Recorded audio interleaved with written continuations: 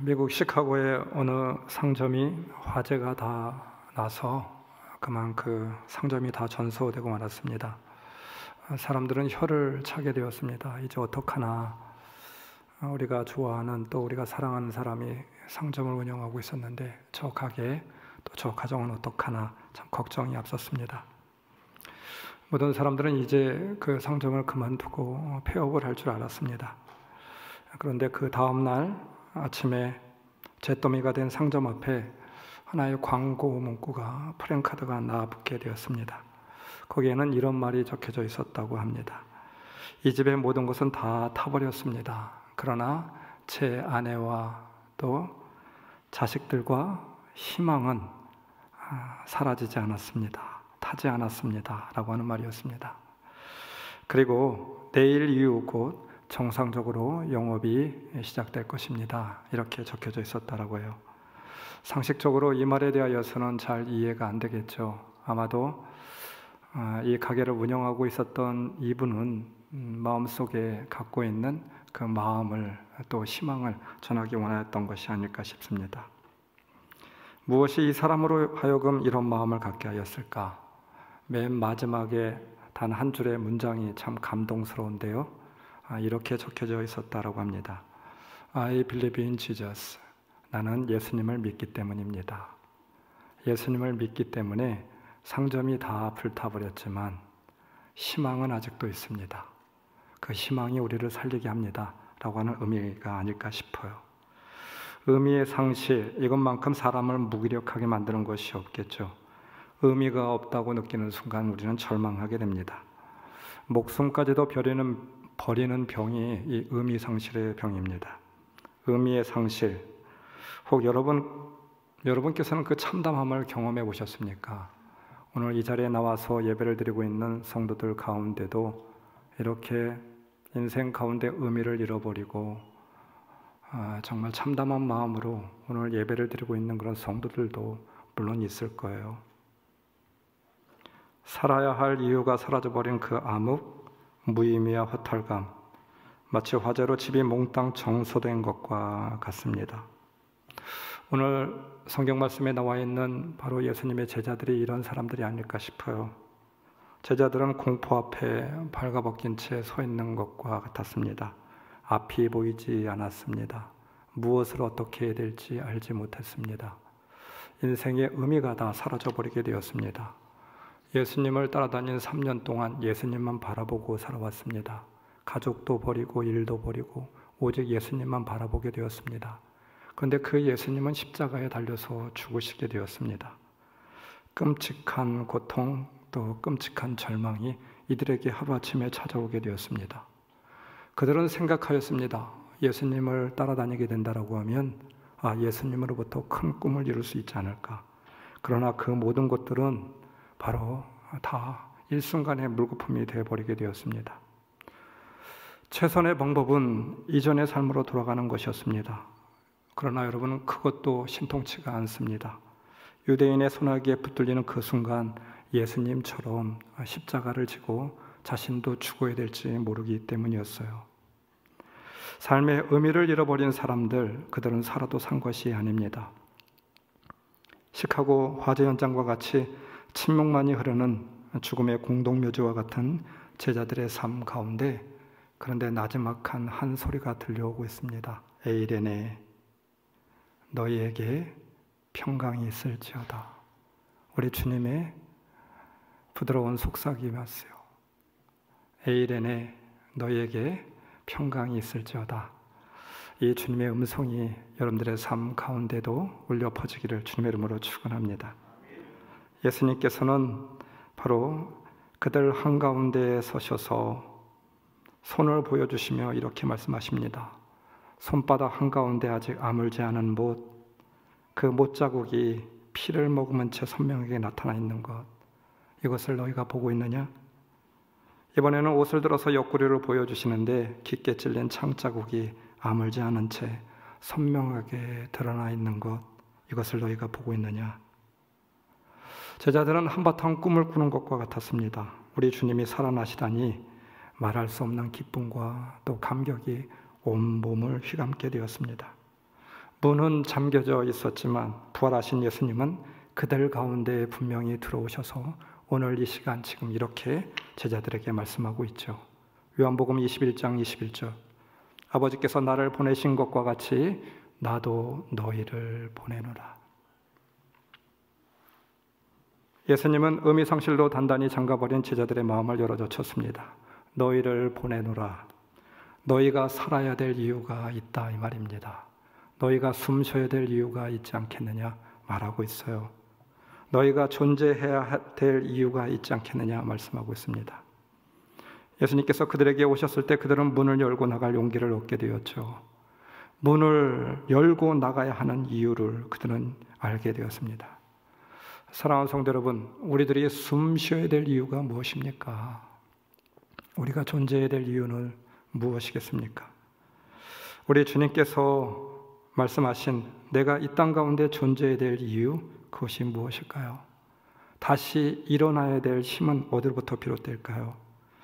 오늘 그 이유를 제자들이 만났던 그 말씀 가운데, 이 예배 가운데 다시 발견할 수 있는 부활의 생생한 증인들로 설 수 있기를 다시 한번 주님의 이름으로 축원합니다. 우리 주님께서 위대한 명령, 두 가지 명령을 내리시게 되었습니다. 오늘 말씀에는 부활 성천하시면서 제자들에게 주었던 아주 중요한 두 가지 명령이 나와 있죠. 사도행전 1장 4절, 너희는 예루살렘을 떠나지 말고 내게서 들은 아버지의 약속을 기다리라. 예루살렘을 떠나지 말고 내게서 들은 아버지의 약속을 기다리래요. 또 사도행전 1장 8절, 그러나 성령이 너희에게 내리시면 너희는 능력을 받고 예루살렘과 온 유대와 사마리아에서 그리고 마침내 땅끝에까지 이르러 내 증인이 될 것이다. 내 증인으로 서라. 내 증인이 될 것이다 이 말입니다. 누가복음 24장에 이어서 사도행전 1장의 제자들을 보십시오. 제자들은 예수님의 부활을 보고 삶의 의미를 얻어서 곧바로 그들이 사도들이 되고 또 복음을 들고 나간 것이 아니었습니다. 오늘 말씀 8절에 보면 오직 성령이 너희에게 임하시면 너희가 권능을 받고 예루살렘과 온 유대와 사마리아 땅끝까지 이르러 내 증인이 되겠다. 성령의 임하시면 너희가 권능을 받고 내 증인이 되겠다 말하고 있습니다.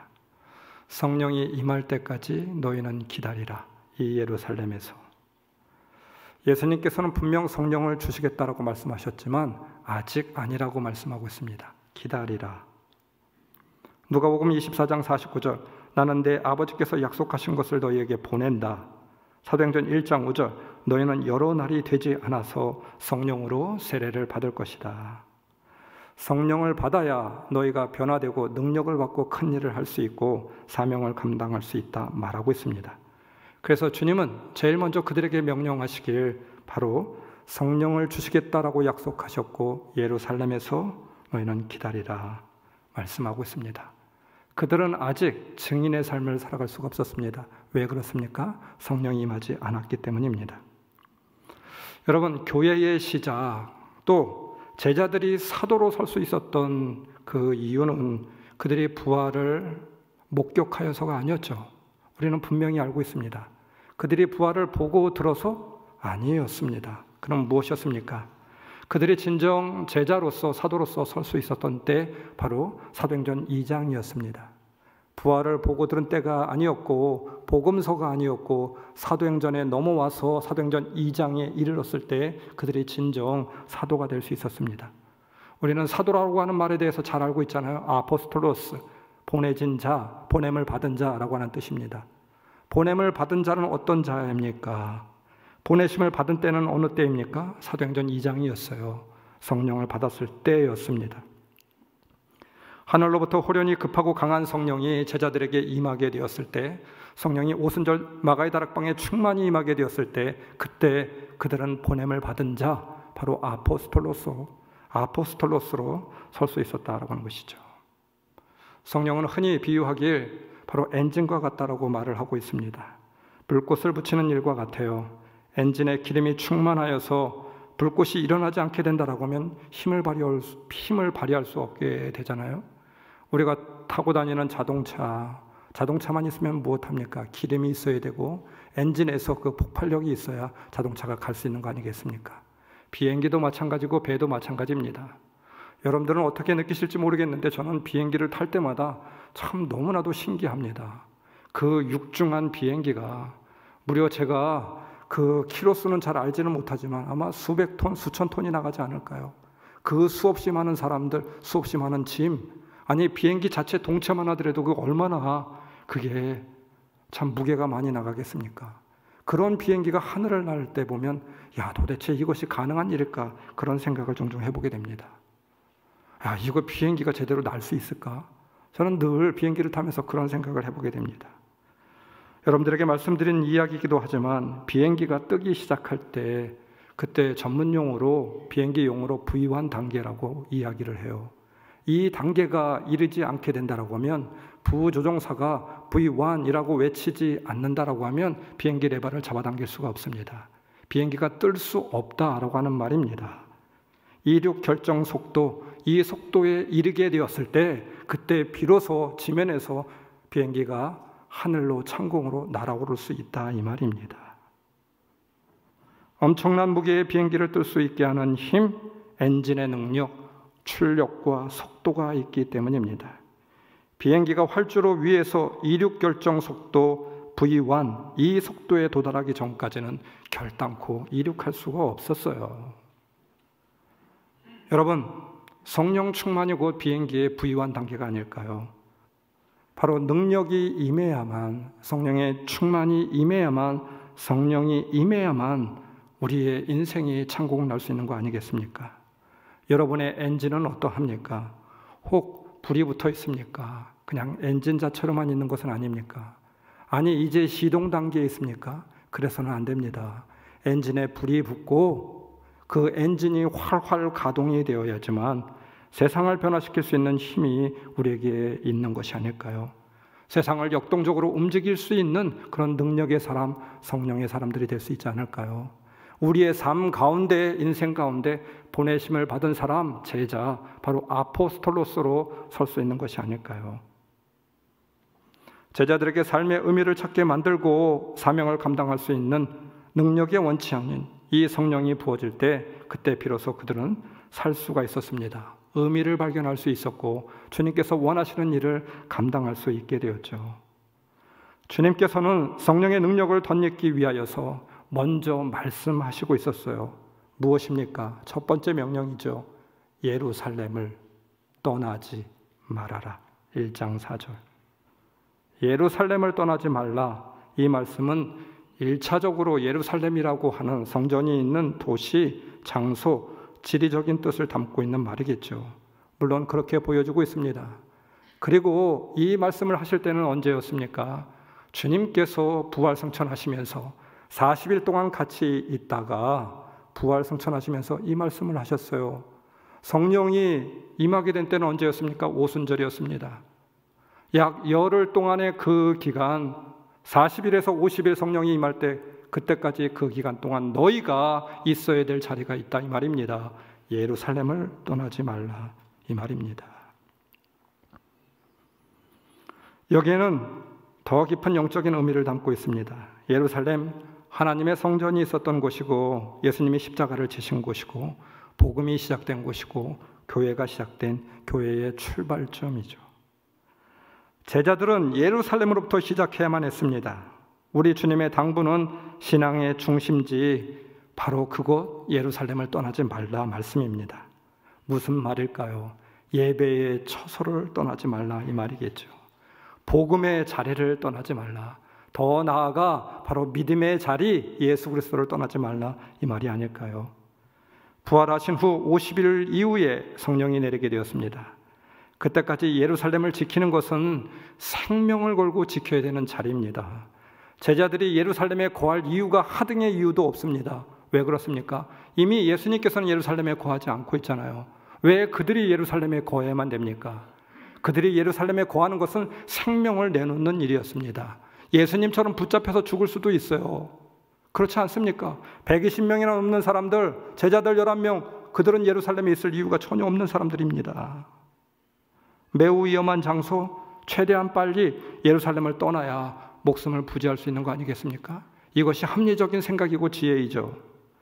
그러나 여러분, 그들은 그 자리를 지켜야만 됐습니다. 반드시 지켜져야 되는 자리고, 그 자리는 어떤 자리였습니까? 약속의 자리였어요.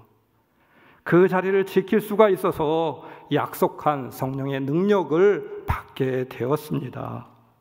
힘들고 어려운 일이 있을수록 먼저 찾아야 될 자리, 지켜야 될 자리가 있지 않겠습니까? 우리가 흔히 말하고 있는, 여러분들이 종종 이야기하고 있는 정위치, 저도 이 말을 하면서 참 이 말이 부담스럽기도 하고 또 이 말에 대하여서 참 경각심을 많이 갖고 있는 말이기도 합니다. 정위치, 바른 위치라고 하는 말입니다. 우선적으로 찾아야 될 자리라고 하는 말이겠죠. 하나님의 자녀들에게 있어야 될 정위치가 있습니다. 힘들고 어려운 일이 있을수록 우리는 정위치해야만 합니다. 여러분, 예수님께서 어린 시절, 소년 시절에 바로 명절로 인하여서 어린 예수님을 잃어버리게 되었을 때 부모들이 한참 찾게 되었는데, 그 예수님을 어디에서 발견하게 되었습니까? 성전에서 발견하게 되었어요. 예수님이 이렇게 말씀하고 있죠. 내가 있어야 될 자리가 바로 이곳 성전이 아니겠습니까? 아버지 집이 아니겠습니까? 이렇게 반문하고 있잖아요. 여러 가지로 어려운 일들이 있어요. 바쁘고 우선적으로 처리해야 될 일이 있습니다. 슬프고 두려운 일들이 있습니다. 그래서 우리는 정위치해야죠. 힘들고 바쁠수록 우리는 어떻게 해야만 됩니까? 그래서 정위치해야만 합니다.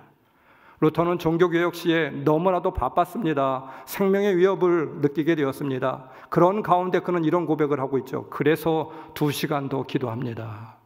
정위치하고 있었어요. 우리는 성령의 능력, 기도의 힘을 믿는 자들입니다. 하나님의 살아계심을 믿는 자들이잖아요. 그렇지 않습니까? 여러분 동의하십니까? 하나님의 살아계시고 하나님께서 힘을 주셔야 우리가 살아갈 수 있는 것, 여러분들 믿고 있습니까? 그렇다라고 하면 정위치해야 되죠. 세상이 혼란스럽고 어려운 때일수록 우리는 어떻게 해야만 됩니까? 우리가 있어야 될 자리는 어디입니까? 정위치입니다. 하나님은 살아계시기 때문입니다. 하나님의 능력은 바로 정위치하는데 그곳으로부터 임하기 때문이죠. 이것이 우리의 믿음의 고백이잖아요.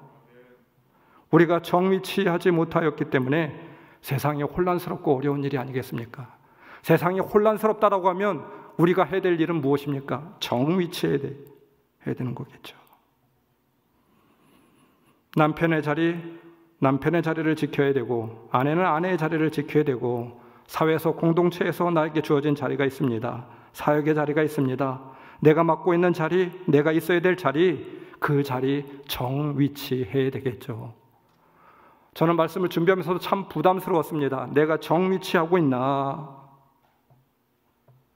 부끄럽기만 합니다. 정위치를 해야 되는데 잘 그러지 못하고 있는 것 같아요.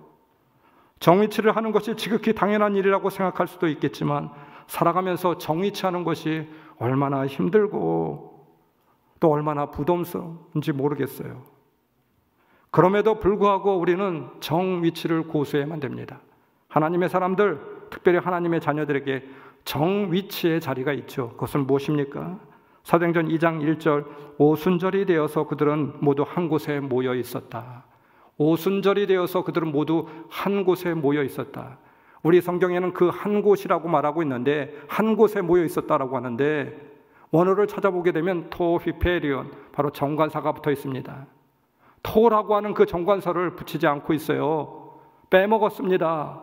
번역하지 않고 있어요. 그러나 분명 이 토히페리온, 그 다락방 말하고 있는데, 여기서 다락방보다 더 중요한 것이 무엇입니까? 그 다락방. 예수님의 제자들은, 초대교회 성도들은, 초대교회는 이미 그 다락방을 알고 있었다라고 하는 거예요. 우리가 늘 모여 있었던 그 다락방, 주님께서 십자가를 지시기 전에 주님과 함께 성만찬을 하였던 그 다락방, 주님께서 발을 씻겼던 그 다락방, 말씀의 교제가 있었던 그 다락방, 눈물을 흘려가며 기도하였던 그 다락방, 우리 주님께서 성령의 능력을 부어주시기까지 주님께서 말씀하셨던 그 다락방, 그 다락방의 정위치하라고 말씀하고 있는 것이죠. 토히페리온. 사도들과 사도행전의 독자들이 잘 알고 있었던, 정관사가 붙었던 그 다락방, 우리가 알고 있었던 그 다락방.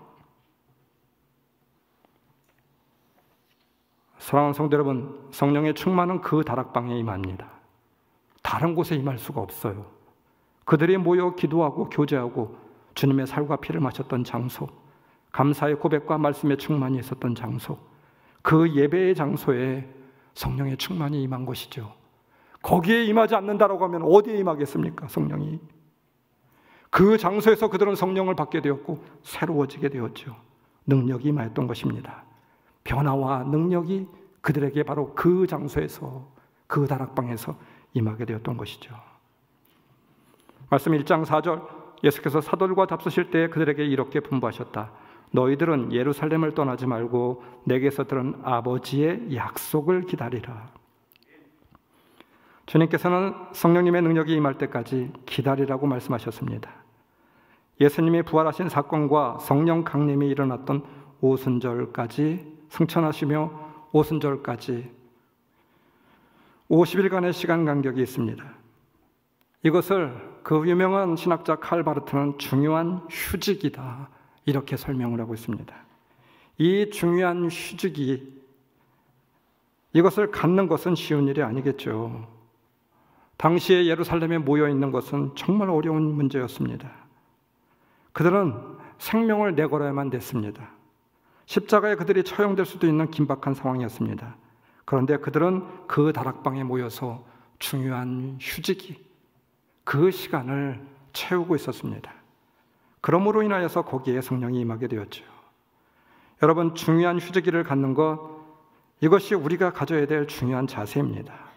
주님의 약속이 우리들에게도 있어요. 그때까지 중요한 휴직기가 필요하지 않겠습니까?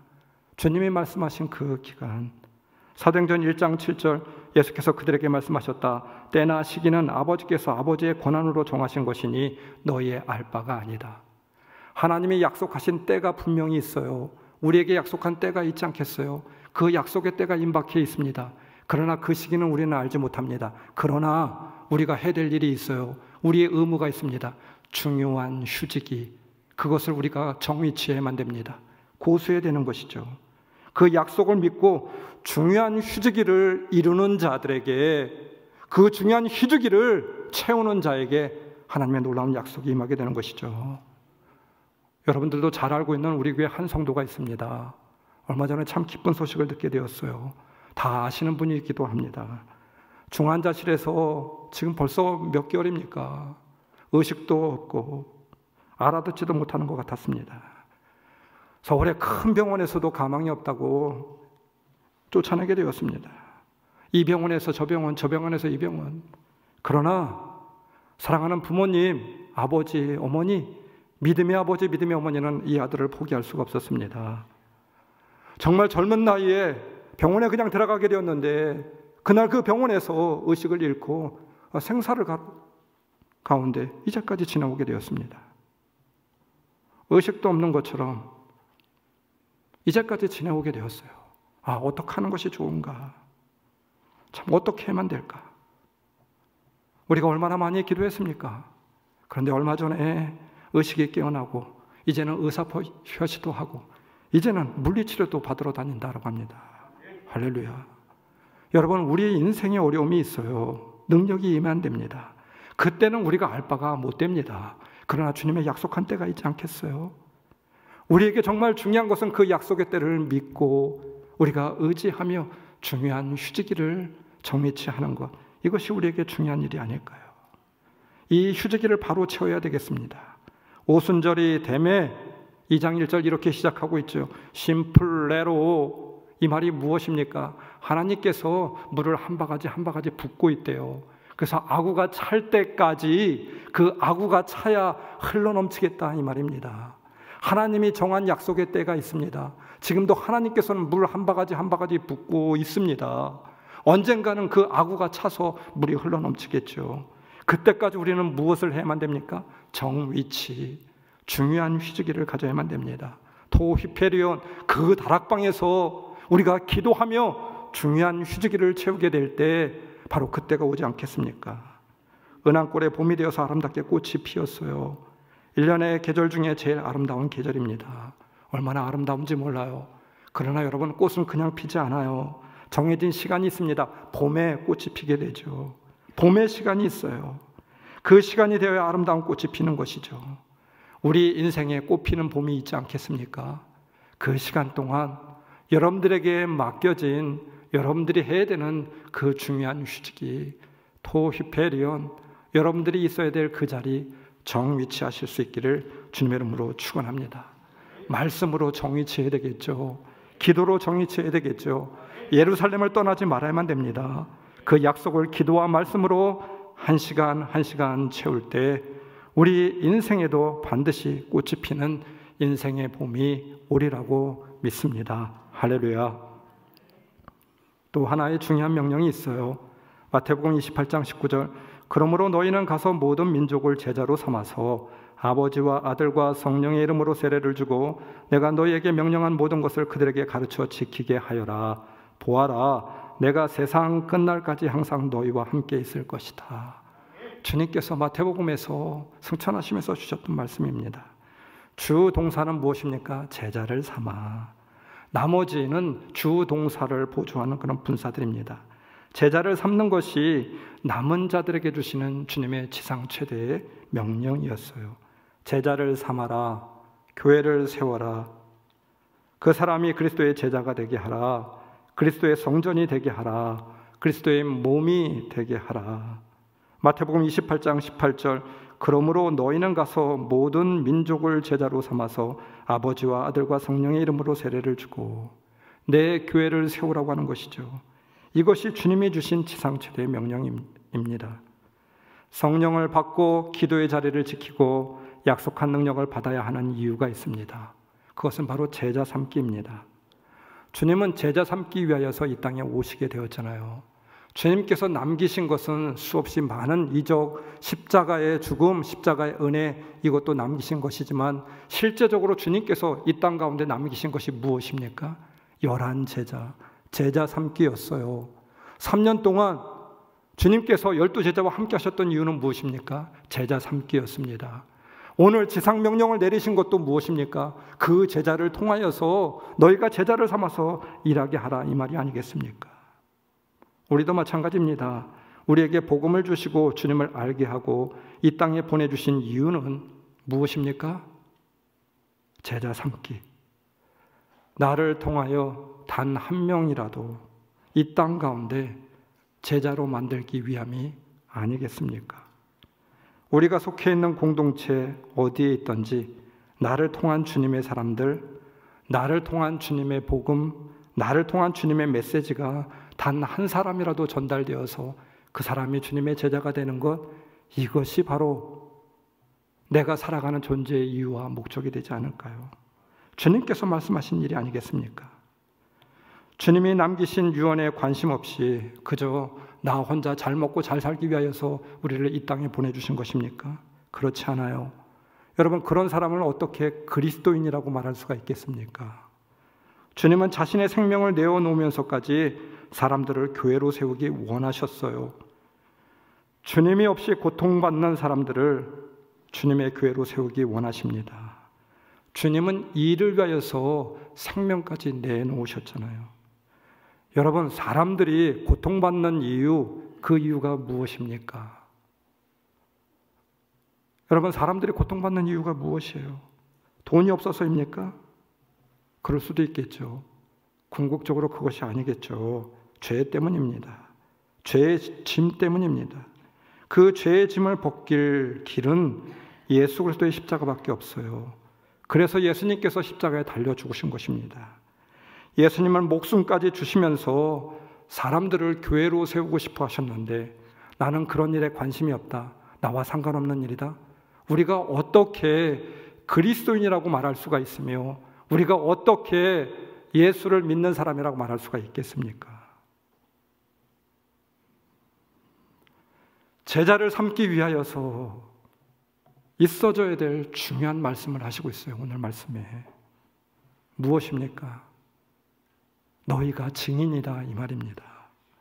사도행전 1장 8절, 그러나 성령이 너희에게 내리시면 너희는 능력을 받고 예루살렘과 온 유대와 사마리아에서 그리고 마침내 땅끝에까지 이르러 내 증인이 될 것이다. 증인입니다. 증인이 하는 것은 간단합니다. 자신이 보고 들은 대로, 믿은 대로 말하면 됩니다. 살면 됩니다. 예수님은 우리에게 예수님을 변호하는 변호사가 되라고 말하지 않았어요.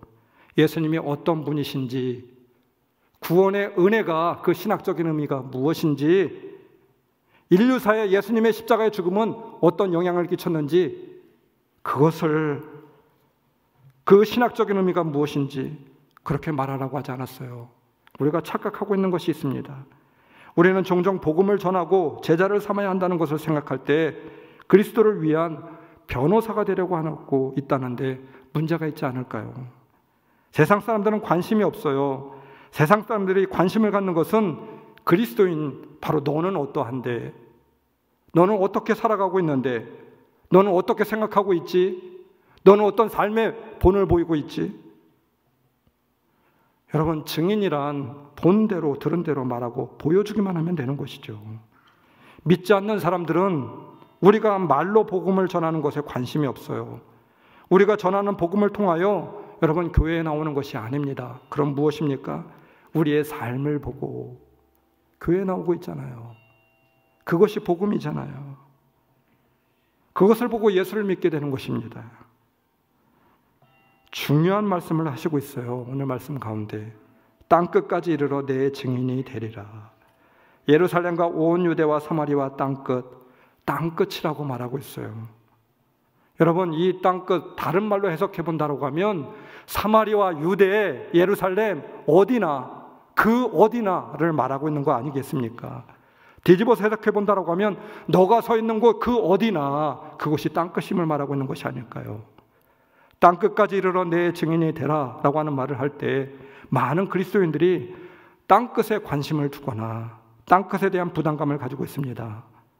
주님의 말씀을 들을 때 우리가 종종 오해하고 있는 부분이 있죠. 우리는 이 말씀을 들을 때마다 어떤 마음이 듭니까? 어떤 생각이 듭니까? 목사나 선교사가 되어서, 아니면 예언자가 되어서 복음을 전하고 선교의 일을 하고 미전도 종족이나 교회가 없는 오지에 나가서 복음을 전하는 것, 물론 그런 말일 수도 있어요. 그러나 주님께서 말씀하신 내용은 거기에 있지 않아요. 더 깊은 의미가 있습니다. 땅끝의 의미가 있습니다. 주님께서 부활하시자마자 제자들에게 마태복음에서 어떻게 말씀하시는지 아십니까? 너희는 갈릴리로 가라. 갈릴리로 가서 내가 너희를 볼 것이다. 이렇게 말씀하고 있어요. 갈릴리로 돌아가라 말하고 있습니다. 마태복음 28장 10절, 가서 나의 형제 자매들에게 갈릴리로 가라고 전하여라. 그러면 거기에서 그들이 나를 만날 것이다. 정말 중요한 말씀인 것 같아요.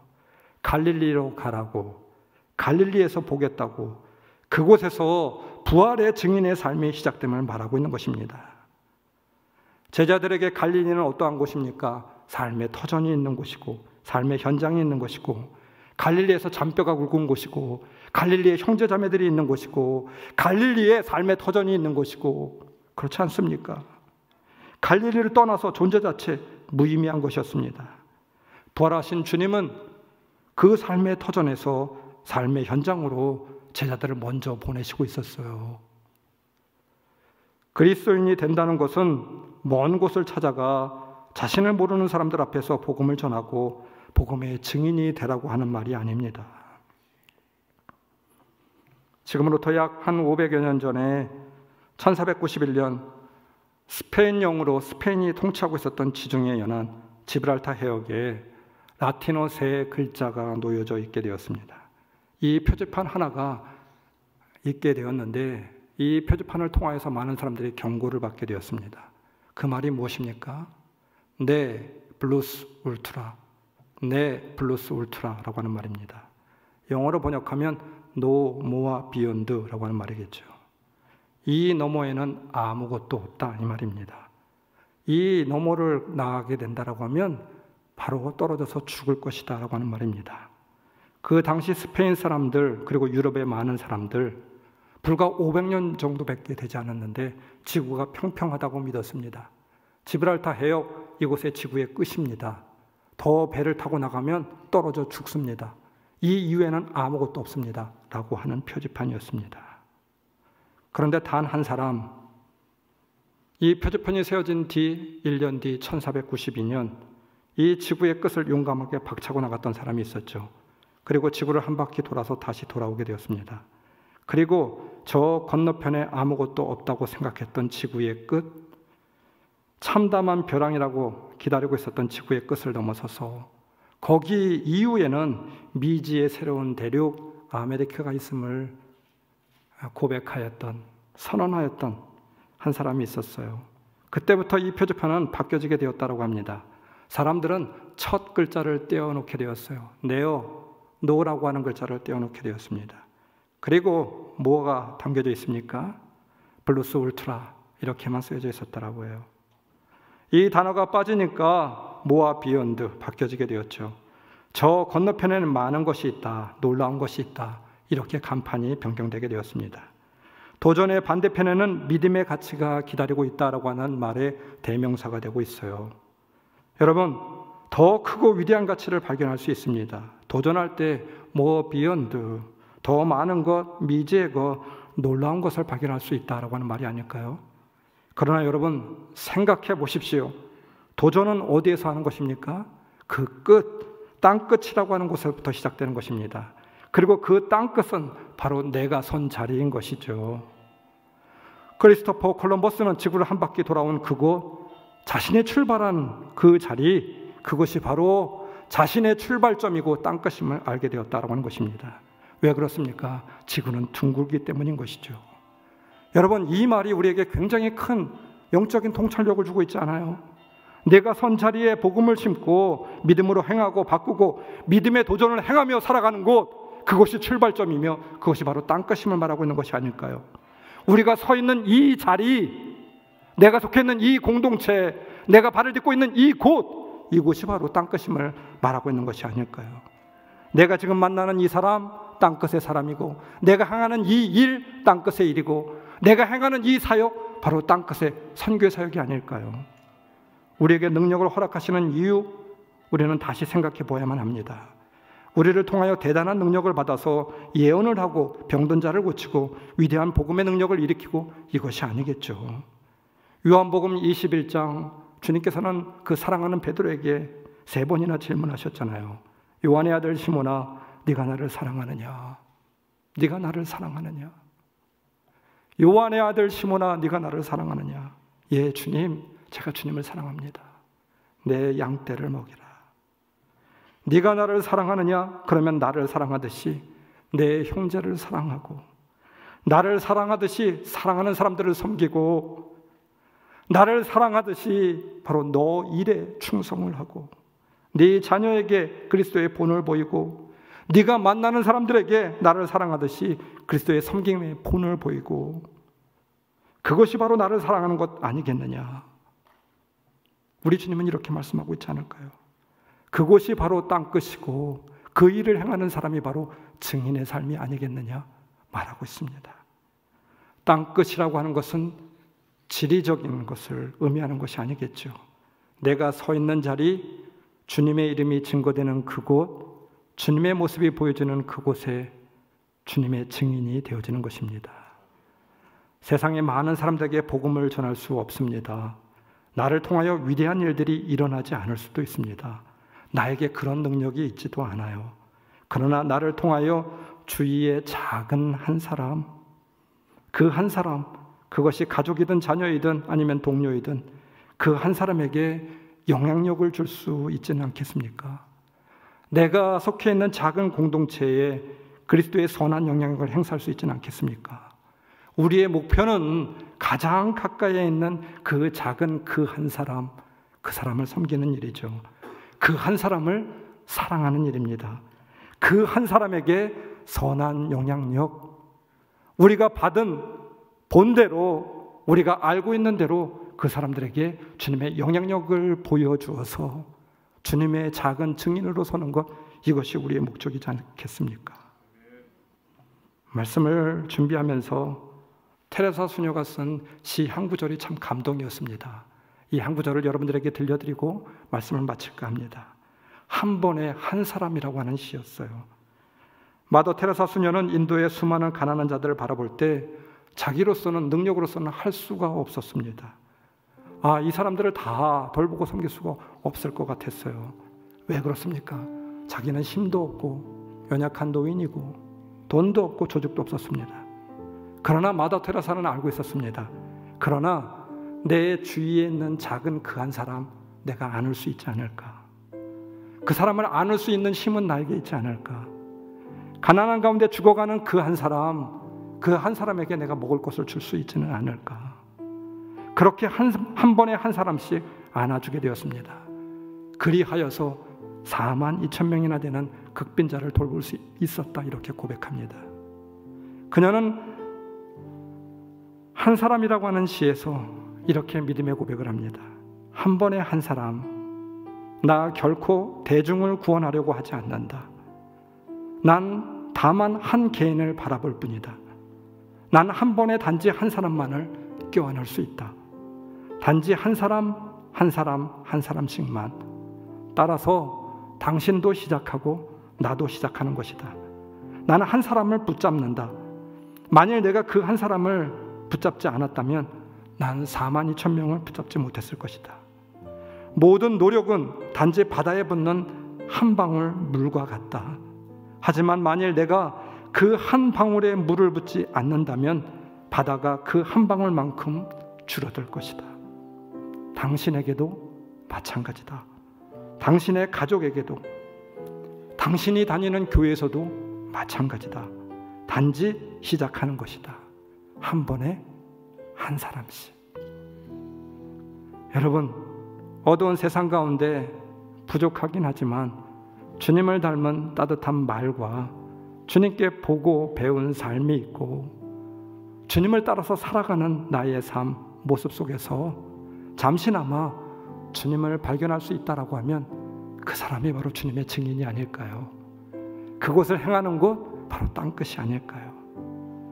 그 한 사람이 나를 통해서 힘을 얻고 위로받을 수 있고 그 한 사람이 나를 통하여서 삶을 살아갈 용기를 얻을 수 있다라고 하면 그 사람이 주님의 증인이 아닐까요? 그 삶의 현장이 바로 땅끝이 아닐까요? 우리를 보내주신 그 땅끝이라고 믿습니다. 여러분이 서 있는 자리가 주님이 보내주신 땅끝입니다. 여러분이 바로 주님의 증인들입니다.